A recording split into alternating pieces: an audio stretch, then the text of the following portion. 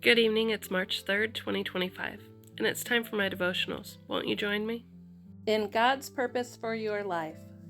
March 3rd, Counsel from Others.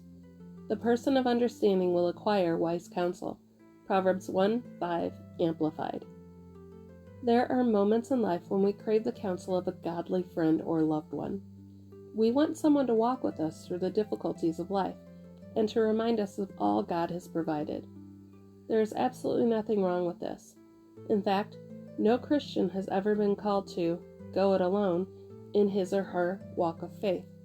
We were called to live in community. With that said, however, you need to be careful about whom you listen to.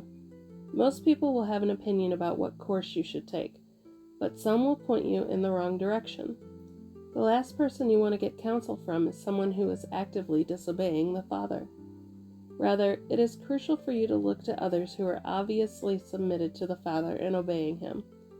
Seek out Christians who clearly understand how to listen to God, have strong relationships with Him, and are living in His will.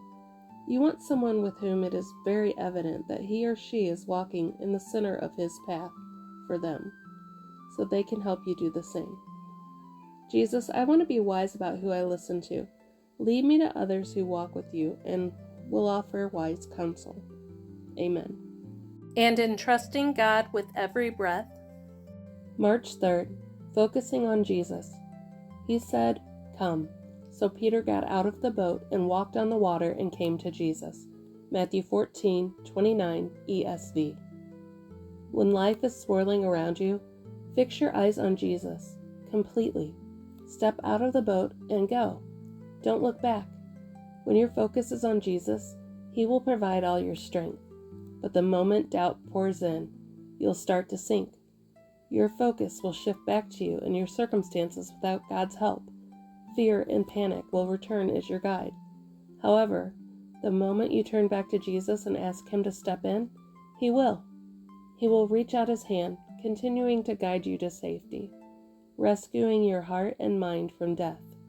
Jesus will continually protect you. When Peter stepped out onto the water, his focus was not on the waves, the water, or his inability to walk on water. His focus was completely on Jesus. Only when Peter began to think rationally about his circumstances, instead of trusting Jesus, did he begin to sink. However, when Peter focused back on Jesus to save him, Jesus immediately stepped in, and He will always do the same for you, over and over again, every single time. What boat do you need to step out of? How can you focus completely on Jesus? When seeking counsel from others, if they are not having you be focusing on Jesus, then they are not wise counsel. I hope you have a blessed day.